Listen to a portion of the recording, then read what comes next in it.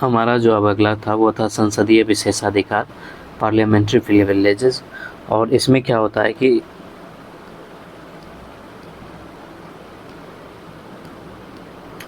संसद के सदस्यों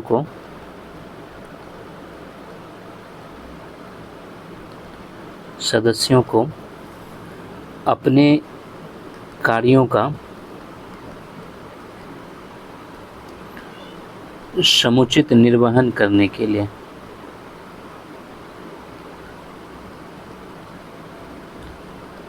कुछ विशेष अधिकार दिए गए हैं।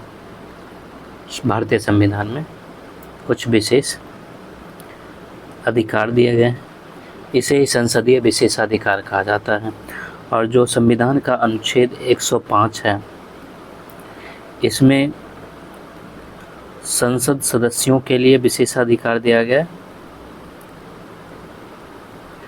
और जो आर्टिकल 194 है, इसमें राज्य विधानमंडलों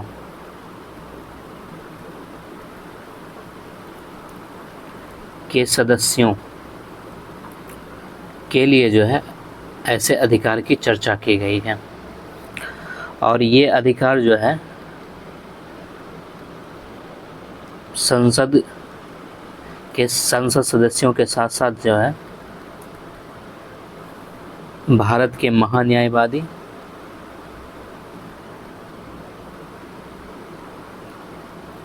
और केंद्रीय मंत्रियों को दिया गया है। और केंद्रीय मंत्री में जो संसद के सदस्य नहीं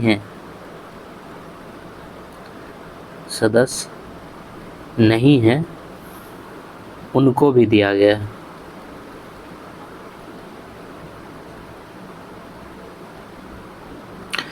क्यों दिया गया है? क्योंकि ये जो है संसद के सदनों या समिति के में ये भाग लेते हैं, वहाँ पर इनको बोलने का अधिकार होता है, तो इसलिए इनको भी दिया गया। लेकिन राष्ट्रपति को ये अधिकार नहीं दिया गया। राष्ट्रपति को ये अधिकार नहीं दिए गए हैं। लेकिन राष्ट्रपति जो है ये संसद का एक अंग माना जाता है, एक अंग माना जाता है, लेकिन इनको अधिकार नहीं दिया गया। अब हम लोग देखते हैं कि संविधान में संसदीय विशेषाधिकार क्या क्या है। संविधान में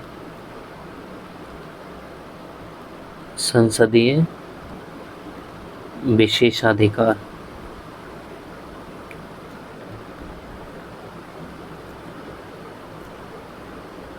पार्लियामेंट्री प्रिविलेजेस इन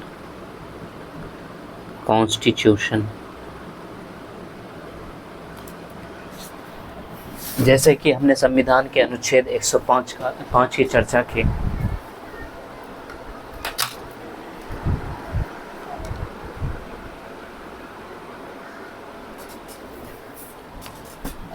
इसमें 2 प्रकार के विशेषाधिकार की चर्चा की गई है अनुच्छेद 105 में।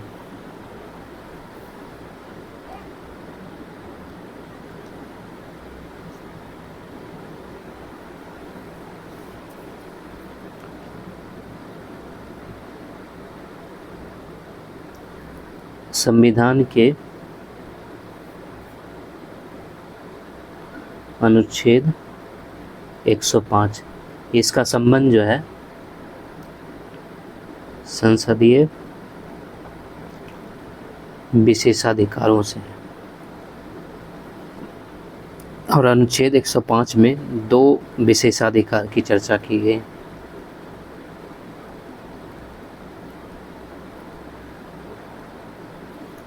जैसे कि जो आर्टिकल 105 यानी इसका जो पहला खंड है, इसमें दिया गया है, और वो है अभिव्यक्ति की स्वतंत्रता।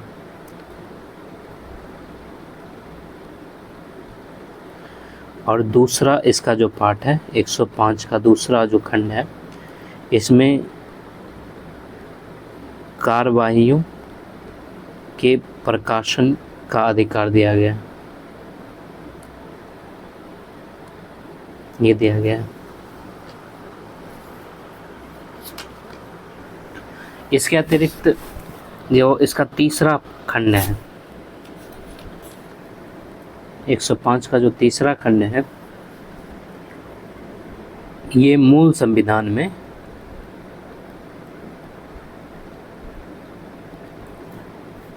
इसमें कहा गया था कि अन्य बातों में संसद के प्रत्येक सदन की और प्रत्येक सदन के सदस्यों और समितियों की शक्तियाँ, विशेषाधिकार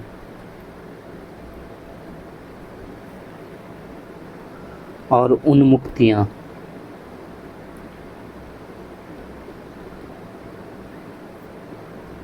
ऐसी होंगी जो संसद समय समय पर विधि द्वारा निश्चित करें, और जब तक संसद उन्हें निश्चित नहीं करती, जब तक संसद उन्हें निश्चित नहीं करती, तब तक उन्हें वही विशेषाधिकार प्राप्त होंगे, वही विशेषाधिकार और उन्मुक्तियाँ, इसको इम्यूनिटीज़ कहते हैं, प्राप्त होंगी जो संविधान यानी भारत का संविधान लागू होने के दिन हाउस ऑफ कॉमन्स के सदस्यों को प्राप्त थी।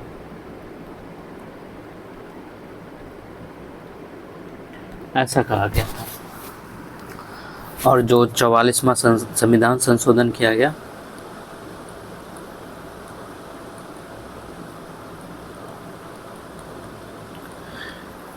इसमें जो है हाउस ऑफ कॉमन शब्द को हटा दिया गया।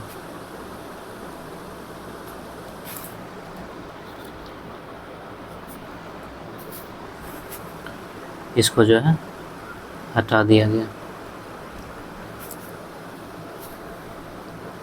और इसमें अब क्या है कि संसद के सदनों के सदस्यों और समितियों के विशेषाधिकार वही होंगे, यानी लिख दिया जाए, संसद के सदनों के सदस्यों और समितियों के विशेषाधिकार वही होंगे जो संसद विधि द्वारा निश्चित करेगी, और जब तक ऐसा नहीं करती है, जब तक ऐसा नहीं करती है, तब तक वे वही होंगे जो 44वें संविधान संशोधन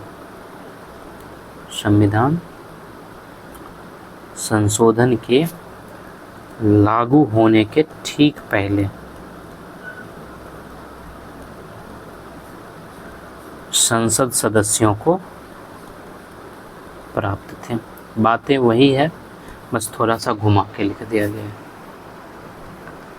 और इस संशोधन में कोई भी तात्विक परिवर्तन नहीं आया था। जो हाउस ऑफ कॉमन्स के विशेषाधिकार का हवाला संविधान में नहीं है, किंतु वो व्यवहार्यता में वही विशेषाधिकार अभी भी लागू है, क्योंकि 1978 से पहले भारत के सांसदों को वही विशेषाधिकार प्राप्त थे।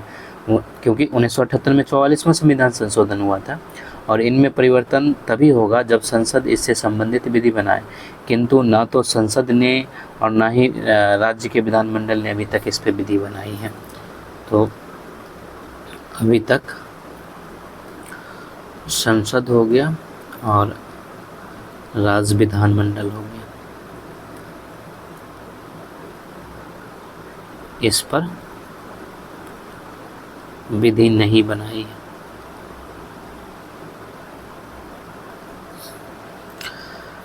अब हम लोग जो है इसका वर्गीकरण देखते हैं।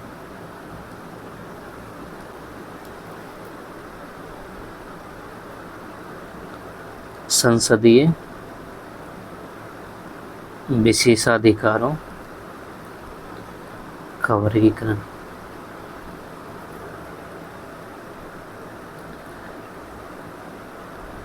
क्लासिफिकेशन ऑफ पार्लियामेंट्री प्रिविलेजेस, और इसको 2 वर्गों में बांटा गया है।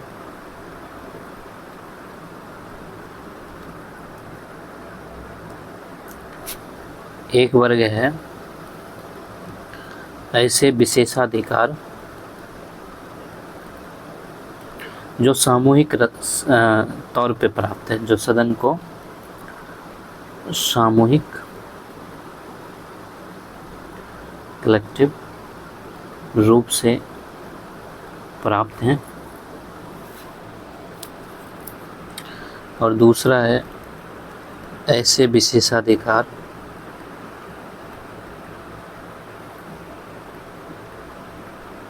जो व्यक्तिगत यानी इंडिविजुअल रूप से संसद के सदस्यों को प्राप्त है। तो हम लोग एक एक करके देखेंगे। हम लोग पहले जो है सामूहिक विशेषाधिकार देखते हैं।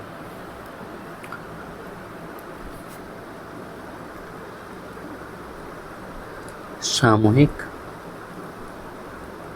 विशेषाधिकार, कलेक्टिव प्रिविलेजेस।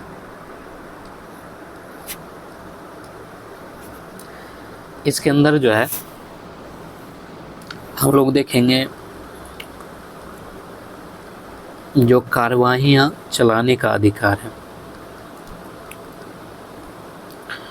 इसको देखेंगे। दूसरा हम लोग ले लेंगे बहस और कार्यवाहियों के प्रकाशन का अधिकार, कार्यवाहियों के प्रकाशन का अधिकार, और इसके साथ ही जो है प्रकाशन रोकने का अधिकार।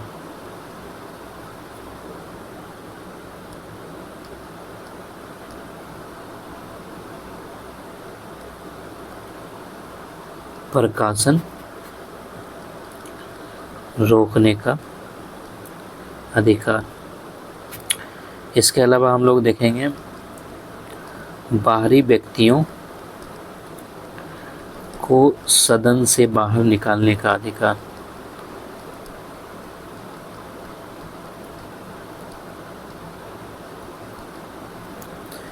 अगला देखेंगे हम लोग विशेषाधिकार हनन।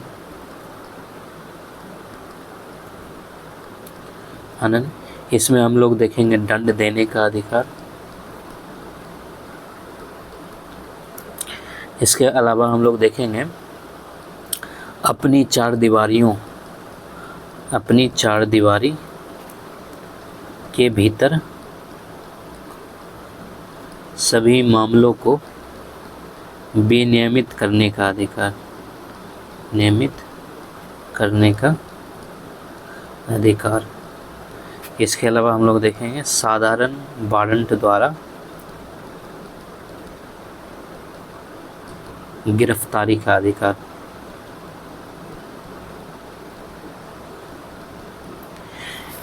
इसके अलावा भी हम लोग कुछ लोग देखेंगे, जैसे कि निरुद्ध किसी को डिटेन किया गया है या फिर दोष सिद्ध हुआ है किसी पे तो किसी को कारावास भेजना है, उसमें क्या क्या इसके विशेषाधिकार हैं।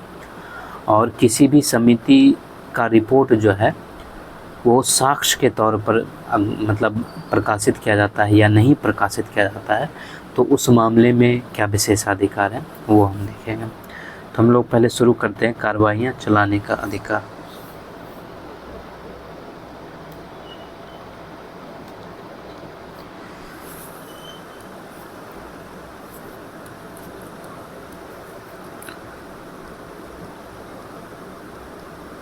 कार्रवाइयाँ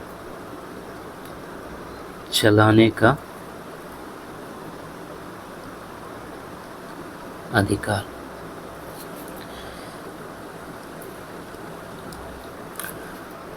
इसका अर्थ है कि सदन को अपनी कार्रवाइयों को अपने तरीके से चलाने और विनियमित करने का अधिकार है, और यदि इससे संबंध में कोई भी प्रश्न उठता है तो उसके संबंध में सदन का निर्णय अंतिम होगा। जैसे कि जो अनुच्छेद 122 है, इसमें स्पष्ट रूप से कहा गया है कि प्रक्रिया से संबंधित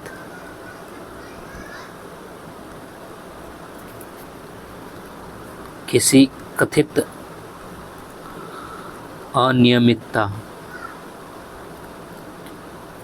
यानी कि इरेगुलरिटी ऑफ प्रोसीजर, कथित अनियमितता के आधार पर संसद द्वारा की गई किसी भी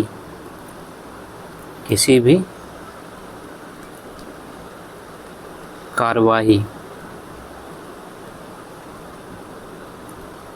की वैधता पर प्रश्न नहीं उठाया जाएगा। यह अनुच्छेद 122 में कहा गया है, उठाया जाएगा। और इसका अर्थ क्या हुआ? तो सदन को अपनी कार्रवाइयों को अपने तरीके से चलाने और विनियमित करने का अधिकार है। ये हो गया। हमारा दूसरा था बहस और कार्रवाइयों के प्रकाशन का अधिकार तथा प्रकाशन रोकने का अधिकार।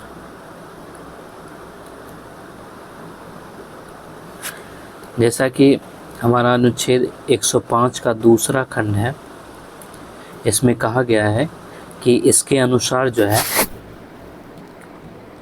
संसद को अधिकार है कि वह अपनी कार्यवाही को प्रकाशित कर सकती है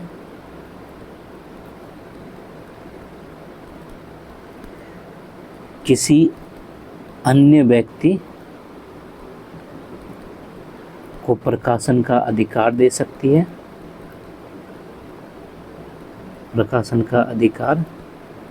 सकती है, तथा किसी को भी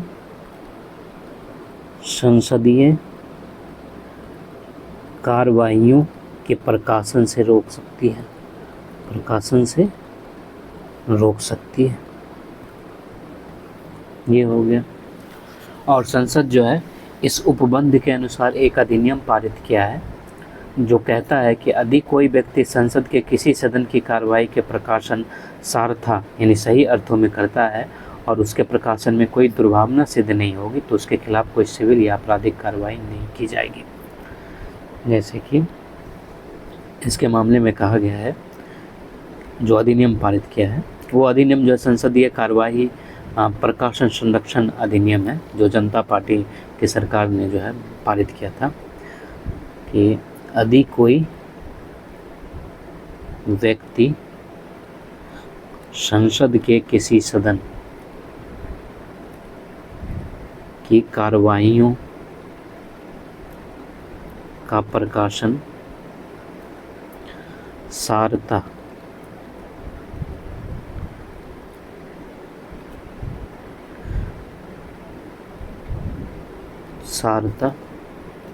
यानी सही अर्थों में करता है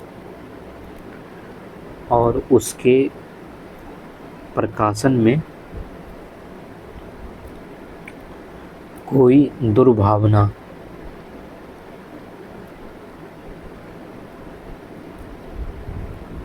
सिद्ध नहीं होती है तो उसके खिलाफ कोई भी सिविल या आपराधिक क्रिमिनल कार्रवाई नहीं की जाएगी। और इस कानून को जो है आपातकाल के दौरान खारिज कर दिया गया। यह कानून जो है खारिज कर दिया गया। फिर बाद में जब जनता पार्टी की सरकार बनी थी, यानी आपातकाल के बाद, तो उन्होंने एक बनाया अधिनियम पास किया जिसको संसदीय कार्रवाई प्रकाशन संरक्षण अधिनियम 1977 कहते हैं, यानी parliamentary proceeding protection of publication act 1977 ये पारित किया। और इसमें इसके द्वारा जो है संसदीय कार्यवाहियों को सारता सही रूप में प्रस्तुत करने का अधिकार पुनः जो है स्थापित कर दिया गया। और इसके अलावा जो है 44वें संविधान संशोधन के माध्यम से ही एक अनुच्छेद जोड़ा गया था, और वो अनुच्छेद था 361 का। और इसमें जो है इसकी संरक्षण को संवैधानिक रूप दे दिया गया। और अब स्थिति क्या बन गई है कि कोई भी व्यक्ति संसद की गतिविधियों को सारता सही रूप में प्रकाशित करने के लिए स्वतंत्र है।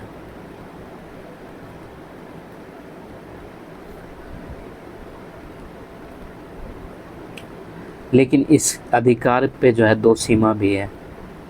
इस अधिकार पर दो सीमाएं हैं। पहला सीमा है कि ऐसा प्रकाशन किसी दुर्भावना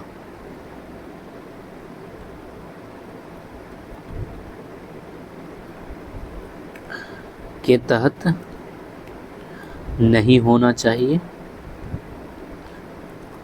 और अगर ये सिद्ध हो जाता है कि ये दुर्भावना के तहत है तो प्रकाशक को दंड दिया जाएगा। दूसरा है कि यदि सदन के सभापति ने कोई अंश कार्रवाई से निकाल दिया है तो किसी को भी कार्रवाई के उस अंश को, कार्रवाई के उस अंश के प्रकाशन का अधिकार नहीं होगा, अधिकार नहीं होगा। और यह बात जो है गुप्त सत्र की कार्रवाई के संबंध में भी लागू होती है। ठीक, ये था। अब हमारा अगला जो है वो है बाहरी व्यक्तियों को सदन से बाहर निकालने का अधिकार।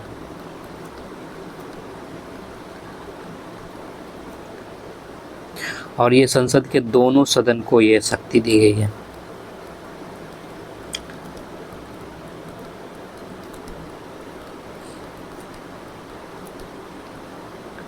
अधिकार है। और क्या है कि वे अपनी किसी भी बैठक को गुप्त सत्र,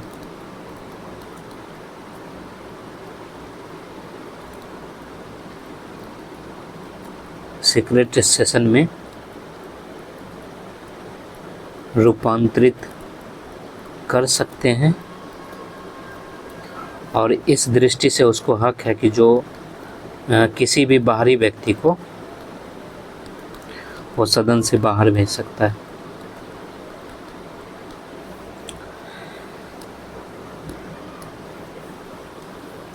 इसके अलावा था हमारा विशेषाधिकार हनन, ब्रीच ऑफ प्रिविलेज। विशेषाधिकार के हनन के लिए अपने सदस्यों और बाहरी व्यक्तियों को भी, बाहरी व्यक्तियों को दंड देने का अधिकार।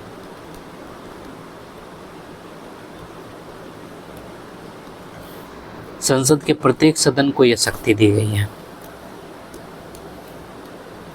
ये लोकसभा के पास भी है, राज्यसभा के पास भी है। और वो अपने विशेषाधिकार के उल्लंघन के लिए संसद के सदस्य या बाहरी व्यक्ति को दंड दे सकती है। और इस संबंध में कहीं कहीं विशेषाधिकार उल्लंघन का प्रयोग, शब्द का प्रयोग किया गया है। और कहीं कहीं पे सदन की अवमानना का भी प्रयोग किया गया है। सदन की अवमानना का भी प्रयोग किया गया है, कंटेम्प्ट ऑफ हाउस, इसका भी प्रयोग किया गया। इसका भी वही अर्थ आता है।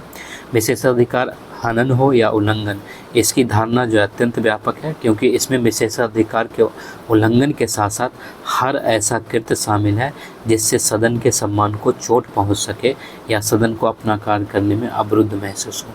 किसी मामले में सदन के विशेषाधिकार का उल्लंघन हुआ है या नहीं, इसका निर्धारण जो है स्वयं सदन करता है।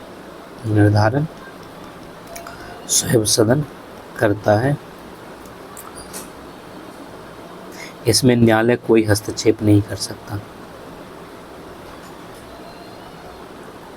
नहीं कर सकता। इसके अलावा सिर्फ वही नहीं, कौन सा दंड दिया जाएगा, ठीक है, अगर विशेषाधिकार हनन या उल्लंघन हुआ है तो उसके मामले में कौन सा दंड दिया जाएगा, इसका फैसला भी स्वयं सदन करता है। जैसे उदाहरण के लिए अगर किसी बाहरी व्यक्ति को चेतावनी दी जा सकती है, उसकी निंदा की जा सकती है या उसको कारावास किया जा सकता है। यदि सदन के किसी सदस्य ने विशेषाधिकार का उल्लंघन किया हो तो सदन उसकी निंदा कर सकता है, सदन से निलंबित कर सकता है, कारावास की सज़ा सुना सकता है, इसके अलावा निष्कासित भी कर सकता है। तो ये था। इसके बाद अलावा अगला जो है अपनी चार दीवारी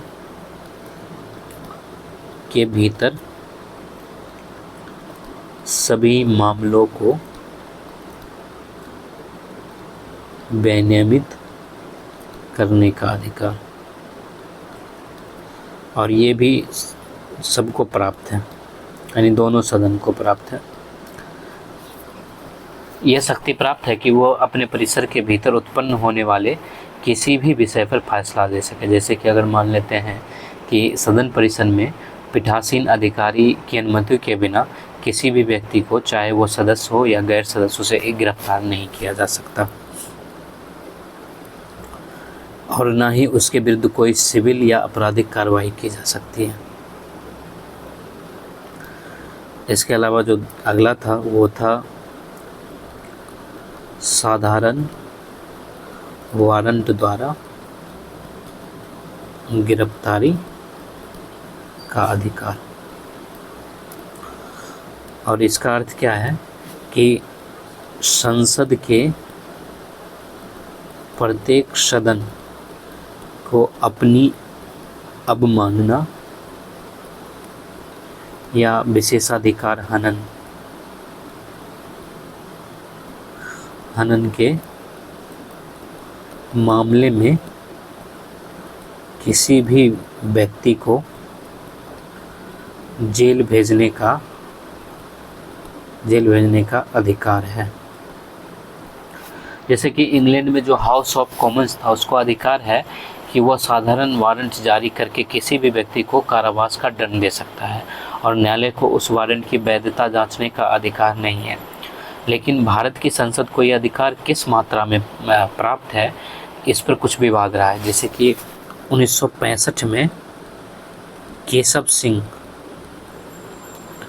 केशव सिंह मामले में ये देखा गया। और जो 1965 का केशव सिंह मामला है,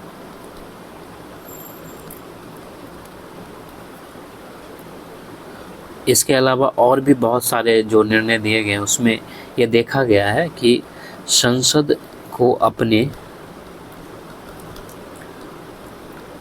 ये फेमस है केशव सिंह मामला, अपने विशेषाधिकार भंग करने वाले व्यक्तियों को साधारण वारंट द्वारा कारावास भेजने की शक्ति तो है। लेकिन यहाँ पर अनुच्छेद 21 भी आ जाता है, किंतु यह शक्ति अनुच्छेद 21 और न्यायिक पुनरावलोकन यानी जुडिशियल रिव्यू लोकन के अंदर है, यानी इससे स्वतंत्र नहीं है, रिव्यू से स्वतंत्र नहीं है। इंग्लैंड से अलग है। इंग्लैंड वहाँ पे न्यायालय जो है उसमें हस्तक्षेप नहीं करता, उसकी वैधता जांच नहीं सकता, लेकिन यहाँ पर ऐसा नहीं है, यहाँ पर जांचा जा सकता है। इसके अलावा जो है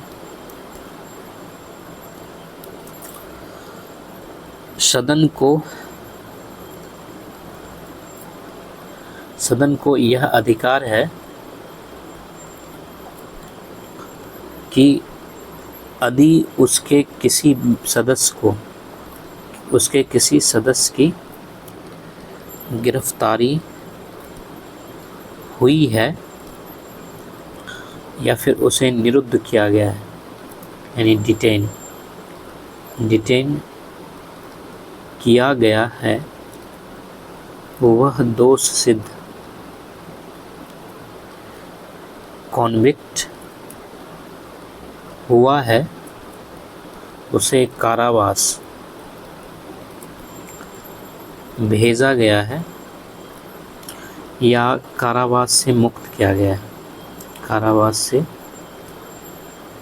मुक्त किया गया है, तो उसकी सूचना तुरंत सदन को प्राप्त होनी चाहिए, सदन को प्राप्त होनी चाहिए ये चीज़ें। और सदन को यह भी अधिकार है, सदन को अधिकार है कि उसकी किसी समिति की रिपोर्ट या समिति के समक्ष दिए गए साक्ष्य यानी एविडेंस को तब तक कोई प्रकाशित नहीं कर सकता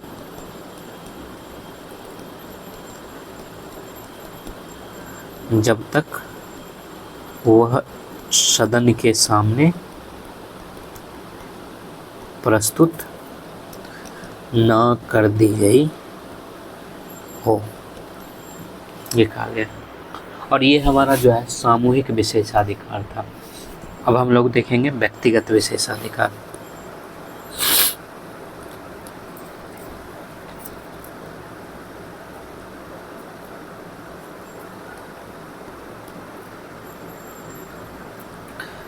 व्यक्तिगत विशेषाधिकार, इंडिविजुअल प्रिविलेज। और जैसे कि एक है सिविल गिरफ्तारी से रोक, सिविल गिरफ्तारी से मुक्ति। इसमें क्या है कि जैसे कि हाउस ऑफ जो कॉमन्स थे इंग्लैंड में, हाउस ऑफ कॉमन्स के सदस्य की तरह जो है भारतीय संसद के सदस्यों को भी यह अधिकार है।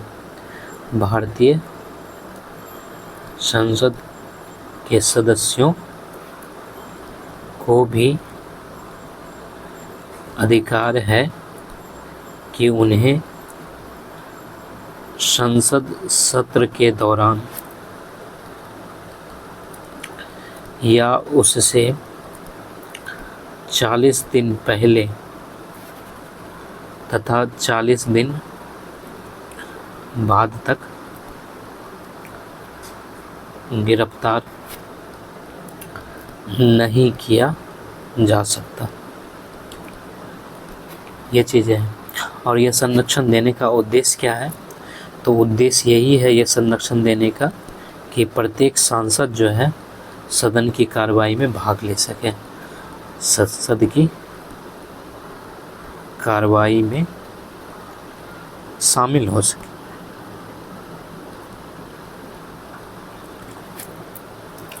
और इस प्रावधान को जो है, इस प्रावधान को जो CRPC है यानी सिविल प्रक्रिया संहिता, सिविल प्रोसीजर कोड, इसकी धारा 135 का में शामिल किया गया है। ये इसके व्यक्तिगत अधिकार हो जाते हैं। लेकिन जो यह विशेषाधिकार है, इसमें यह बात जुड़ जाती है कि यह विशेषाधिकार सिर्फ सिविल मामलों से जुड़ी गिरफ्तारियों तक सीमित है।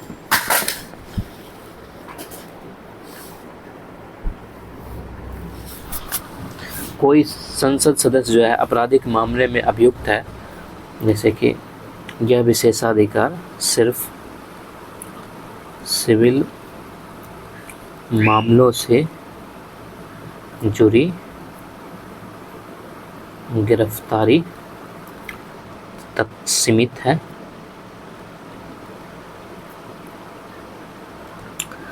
यदि कोई संसद सदस्य किसी आपराधिक मामले में अभियुक्त है या उसे निवारक निरोध प्रिवेंटिव डिटेंशन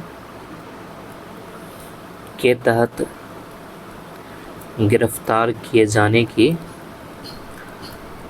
की ज़रूरत है, तो इसको संरक्षण नहीं मिलेगा, तो उसे यह संरक्षण नहीं मिलेगा।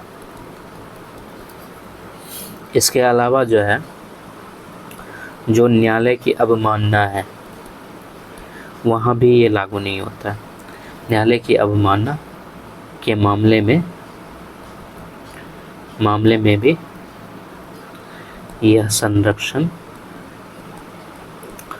उपलब्ध नहीं होता है। ये चीज़ें। इसके अलावा जो दूसरा है हमारा वो है गवाह के रूप में उपस्थित होने की स्वतंत्रता।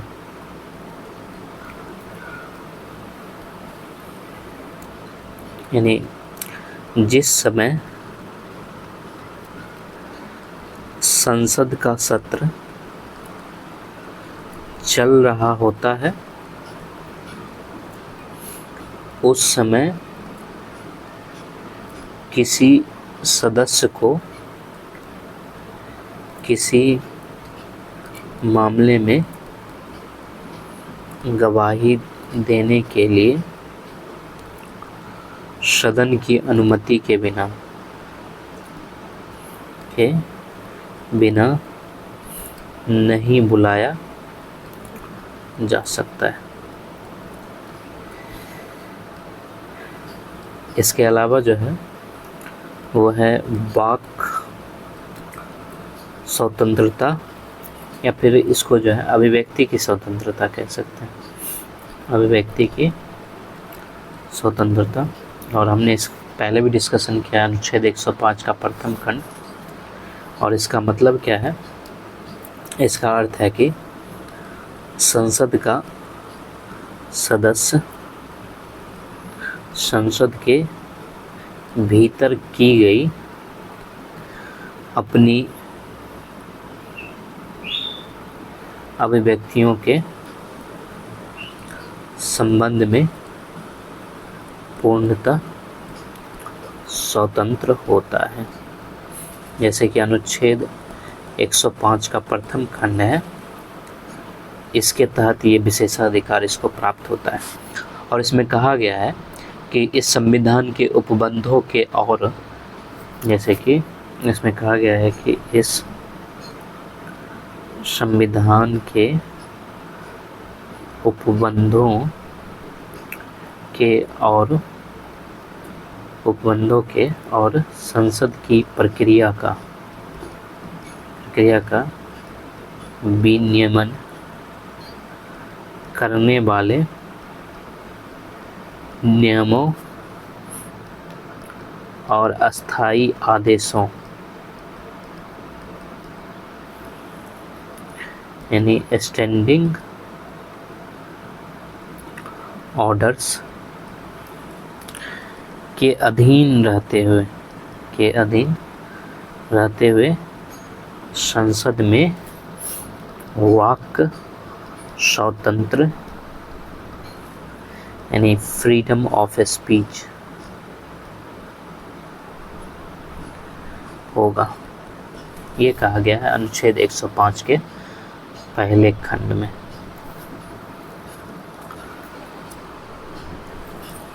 और इस अनुच्छेद का संरक्षण सिर्फ उन अभिव्यक्तियों या भाषण तक सीमित है जो संसद के भीतर दिए गए हैं, और संसद के बाहर संसद सदस्य भी साधारण नागरिक के समान हो जाता है, और उन पर वो सारी युक्त सीमाएं आरोपित हो जाती है जो हम लोग मूल अधिकार में, यानी फंडामेंटल राइट में अनुच्छेद 19 के दूसरे खंड में हमने देखा था कि जो अभिव्यक्ति की स्वतंत्रता जो है अनुच्छेद 19 के दूसरे खंड पर आरोपित होती है, वो सारे संसद के बाहर जो है उन पे भी लागू हो जाती है। और ऐसा नहीं है कि अनुच्छेद जो है 105 के अंतर्गत जो है ये पूरी तरह से इन्हें छूट दिया गया है, नहीं, इसके अनुसार जो है संसद सदस्यों पे कुछ निर्बंधन भी लगाए गए हैं, और वो निर्बंधन दो तरह के हैं। संसद सदस्यों की यह वाक स्वतंत्रता जो है दो तरह के निर्बंधनों के अधीन है, दो तरह के निर्बंधनों यानी रिस्ट्रिक्शंस के अधीन है। और वो पहला क्या है? ये है कि यह संविधान के उपबंधों के अधीन है, संविधान के उपबंधों के अधीन है। इसका अर्थ क्या हुआ कि जैसे उदाहरण के लिए मान लेते हैं कि संविधान के अनुच्छेद 121 में कहा गया है कि उच्च न्यायालय, अगर हम लोग इसका एग्जांपल लेना चाहें तो जो आर्टिकल 121 है, इसमें कहा गया है कि उच्च न्यायालय यानी हाई कोर्ट या सर्वोच्च न्यायालय के किसी न्यायाधीश द्वारा अपने कर्तव्यों के निर्वहन के लिए किए गए किसी आचरण के विषय में संसद में कोई चर्चा नहीं होगी। लेकिन इसमें एक किंतु लगा हुआ है, यानी कि यह प्रतिबंध उस समय लागू नहीं होता जब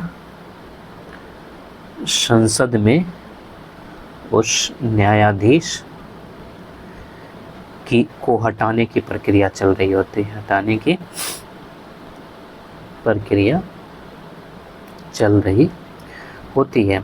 यानी कि इस एग्जाम्पल से हमको क्या दिखा, इस एग्जाम्पल से ये दिखा कि संविधान के उपबंधों के अधीन ये है, तो इसलिए जो है ये पहला लिखा गया कि ये संविधान के उपबंधों के अधीन है, यानी इस पे जो निर्बंधन लागू है।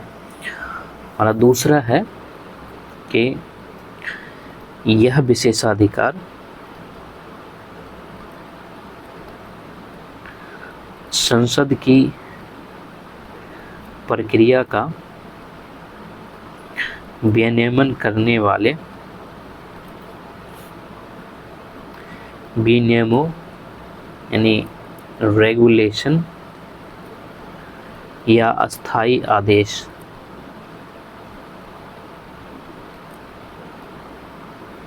स्टैंडिंग ऑर्डर्स के भी अधीन है। और इसका संबंध जो है लोकसभा में जो नियम है, इसके संबंध में लोकसभा का नियम 352 और राज्यसभा का नियम 238 जो है ये महत्वपूर्ण है, क्योंकि इसमें भी ऐसी बातें लिखी गई। और इसमें क्या लिखा गया, तो इसमें कहा गया है कि मतलब संसद में जो अब यानी अशिष्ट भाषा होती है, जो भाषा होती है उनको उसका प्रयोग ना करे, वो इस नियम में कहा गया है। तो इसमें कहा गया है कि कोई सांसद सदस्य संसद में न तो अशिष्ट भाषा इंडिसेंट लैंग्वेज का प्रयोग करेगा और न ही असंसदीय आचरण यानी अनपार्लियामेंट्री बिहेवियर करेगा, ये कहा गया। और यहीं पे जो है हमारा संसदीय विशेषाधिकार समाप्त हो जाता है। अब हम लोग देखते हैं, अब हम लोग क्या देखें, हम लोग समिति की तरफ चलते हैं। संसदीय समिति,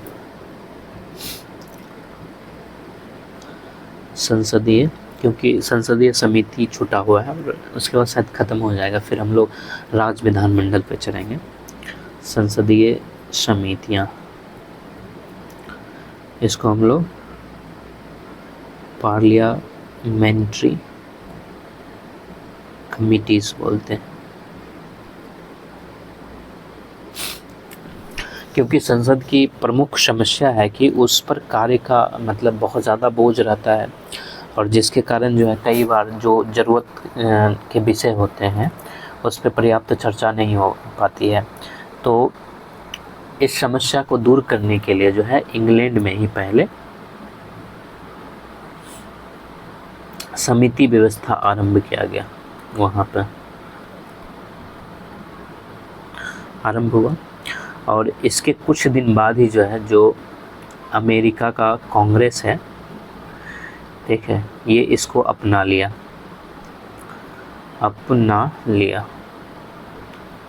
ये लिया। और इसके अंतर्गत क्या होता है कि संसद के कुछ सदस्यों की समितियां बनाई जाती है और समितियों के सदस्य विभिन्न विषयों पर विचार विमर्श करते हैं। और इसका लाभ क्या हो जाता है कि मतलब सभी विषय पर जो संसद के प्रतिनिधि चर्चा का अवसर निकाल पाते हैं, यानी कि सभी विषयों पर संसद के प्रतिनिधि चर्चा का अवसर निकाल पाते हैं। और दूसरा लाभ यह है कि संसद में पीछे की बेंचों पर बैठने वाले, यानी कि जो निष्क्रिय सदस्य हैं, उनको भी विचार विमर्श की प्रक्रिया का वो हिस्सा बन पाते हैं। जैसे कि भारत में समिति प्रणाली कहाँ से शुरू हुआ, तो आज़ादी से पहले समिति शुरू था, यानी कि जो मॉन्टेग्यू चेम्सफोर्ड सुधार हुआ था, मॉन्टेग्यू,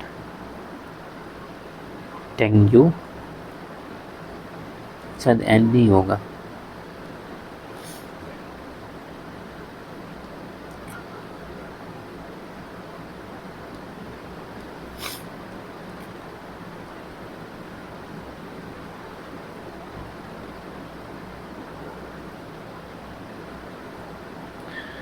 चेम्सफोर्ड, ये जो रिफॉर्म हुआ था, अब सही है, ये जो रिफॉर्म हुआ था, इसके आधार पर 1921 में जो है भारत में समिति प्रणाली शुरू हुई। समिति प्रणाली जो है भारत में आरंभ हुआ। और उस समय की समितियां ब्रिटिश सरकार के अधीन कार्य करती थी और समितियों की ये व्यवस्था जो है स्वतंत्रता के बाद जो है व्यापक तौर पर प्रतिष्ठित किया गया। और संविधान के कई स्थान पर जो है इन समितियों का उल्लेख है। जैसे कि अगर हम लोग संविधान की बातें करें, भारतीय संविधान की, तो इसमें जो अनुच्छेद 105 का दूसरा खंड है जिसको हमने देखा था, इसके अलावा जो अनुच्छेद 105 का तीसरा खंड है उसमें भी उल्लेख है। इसके अलावा अनुच्छेद 105 के चौथे खंड में भी इसका उल्लेख किया गया है। लेकिन इसके गठन काल जो है इससे संबंधित प्रावधान नहीं किए गए हैं। जैसे कि एक अनुच्छेद है वो 118, ठीक है। इसमें क्या कहा गया है कि दोनों सदनों को अपनी कार्यवाही के संबंध में नियम बनाने का अधिकार है। नियम बनाने का अधिकार है और समितियों से संबंधित सभी मामले भी दोनों सदनों की नियमावली के अनुसार संचालित होती है। तो ये अनुच्छेद 118 जो है इम्पोर्टेंट हो जाता है। और इसके अलावा जो अनुच्छेद 105 है, 103 है, 104 है, यहाँ पर इसकी चर्चा की गई है, ठीक है। अब हम लोग देखते हैं कि संसदीय समिति के प्रकार क्या क्या हैं। संसदीय समितियों के प्रकार, टाइप्स ऑफ पार्लियामेंट्री कमिटीज।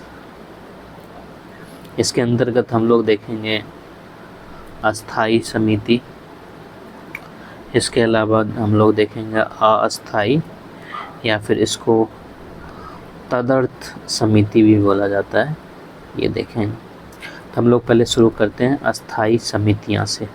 अस्थाई समितियां, इसको स्टैंडिंग कमिटीज कहा जाता है।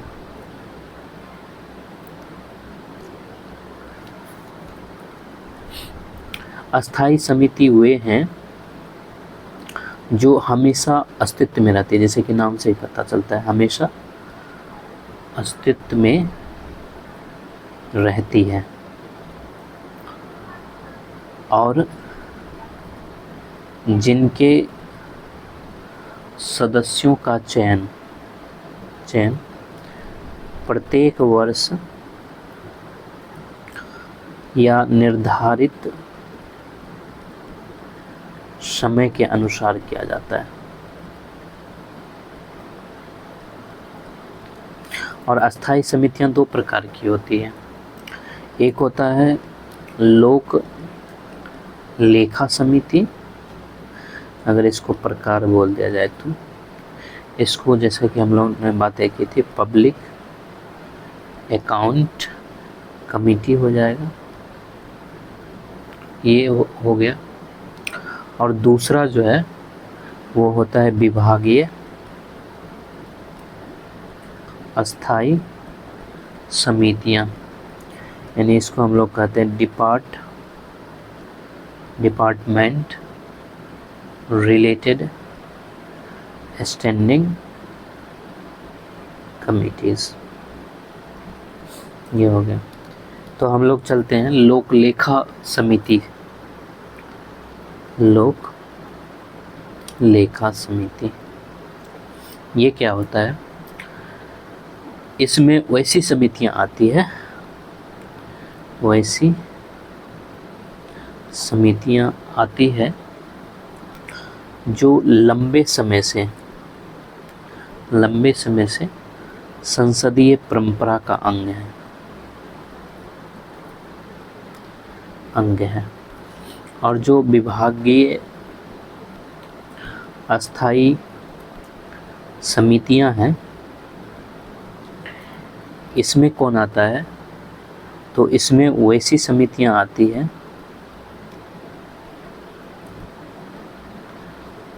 है जिन्हें 2 दशक पूर्व ही आरंभ किया गया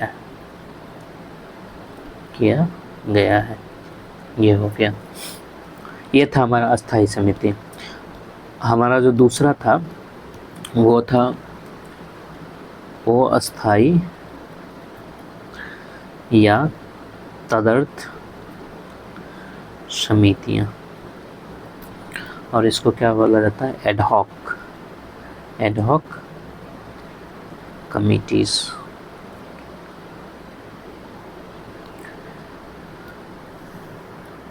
इसमें वे हैं जो किसी विशेष प्रयोजन के लिए बनाई जाती है।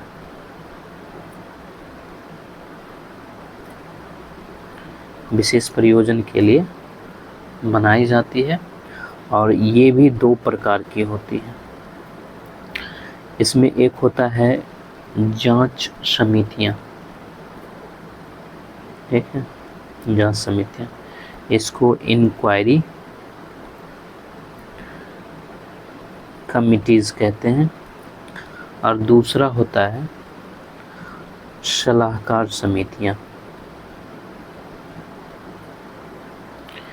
इसको जो है एडवाइजरी कमिटी कहते हैं। एडवाइजरी कमिटीज कहा जाता है।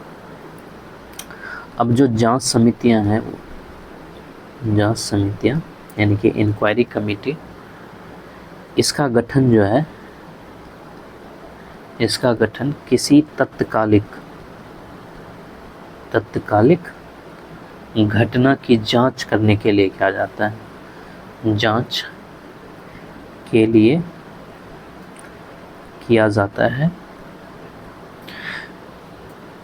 जैसे कि मान लेते हैं, जैसे कि मान लो कारगिल घटना हुआ था, ठीक है, इसके लिए कौन सा समिति बना था? तो सुब्रमण्यम समिति बना था।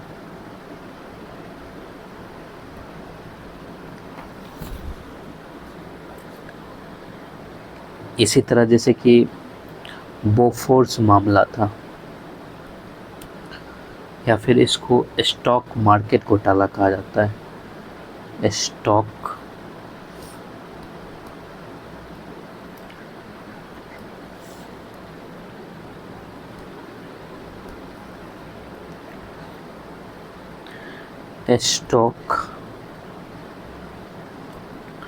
मार्केट घोटाला, ठीक है।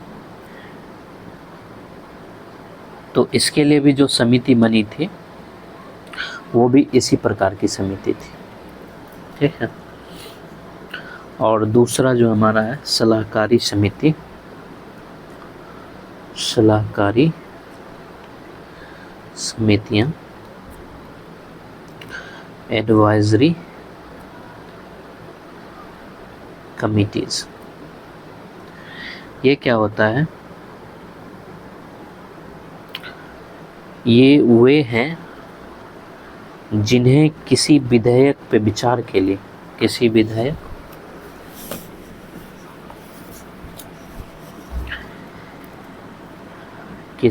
विधेयक इत्यादि पर विचार करने के लिए गठित किया जाता है।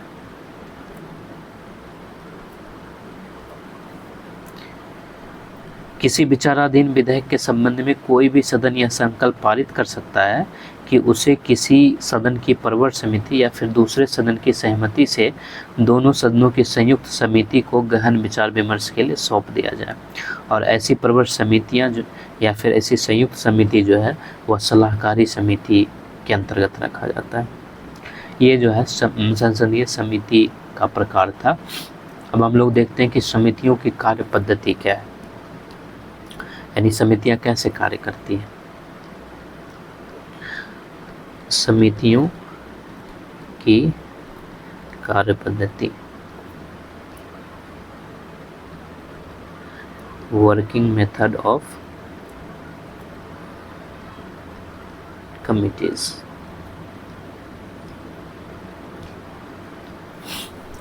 तो संसद के दोनों सदनों की समितियों की कार्य प्रणाली जो है समान रहता है। दोनों सदनों की समितियों की कार्य प्रणाली जो है ये समान होता है, क्योंकि इसमें सदस्यों की नियुक्ति, उसके बैठक की कार्रवाइयाँ सब एक निश्चित तरीक़ा से किया जाता है। क्या होता है कि किसी संसदीय समिति में सदस्यों का निर्धारण या तो अनुपातिक प्रतिनिधित्व सिद्धांत, प्रतिनिधित्व पद्धति यानी मेथड ऑफ प्रोपोर्शनल रिप्रेजेंटेशन के अनुसार एकल संक्रमणीय मत, सिंगल ट्रांसफरेबल वोट से होता है, या फिर सदन के अध्यक्ष, और वहाँ पर कौन हो जाएगा, सभापति हो जाएंगे, उनके द्वारा मनोनयन यानी नॉमिनेशन से होता है। जैसे मान लेते हैं कि जैसे लोक लेखा समिति है या फिर लोक उपक्रम समिति है। जैसे एग्जांपल के तौर पर हम लोग लिखना चाहें तो जो लोक लेखा समिति है, जो लोक उपक्रम समिति है, इनके सदस्यों का निर्वाचन होता है।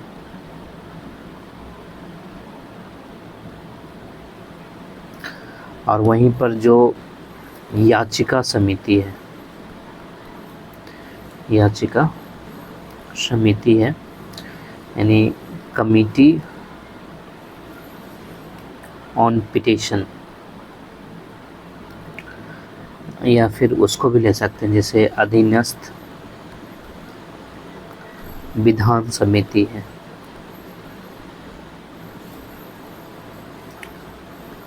कमिटी ऑन सबऑर्डिनेट लेगिस्लेशन ये है, तो इनके सदस्यों का मनोनयन होता है, सदस्यों को मनोनीत किया जाता है। अब एक चीज़ नोट में ये भी है कि किसी संसदीय समिति की कार्यवाही के लिए कम से कम 1/3 सदस्यों की सहमति जरूरी होता है, और समिति में विचाराधीन प्रत्येक प्रश्न पर बहुमत से निर्णय लिए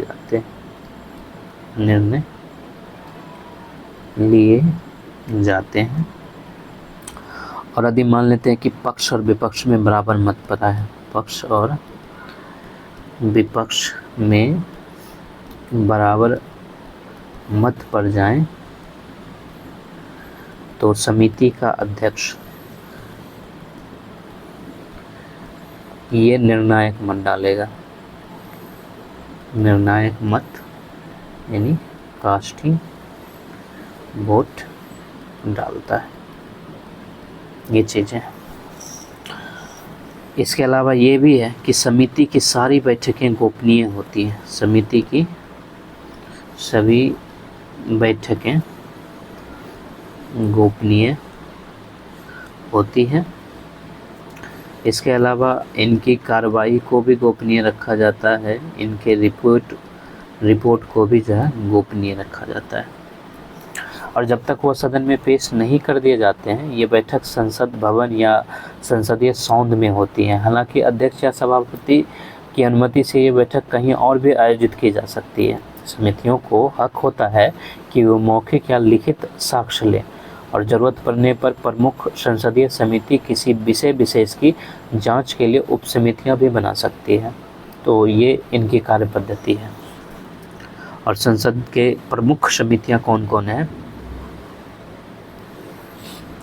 ये हमारा इम्पोर्टेंट सेक्शन है। संसद की प्रमुख अस्थाई समितियाँ, हम लोग जो है ना इसको आगे करेंगे, इसको दूसरे क्लास में करेंगे।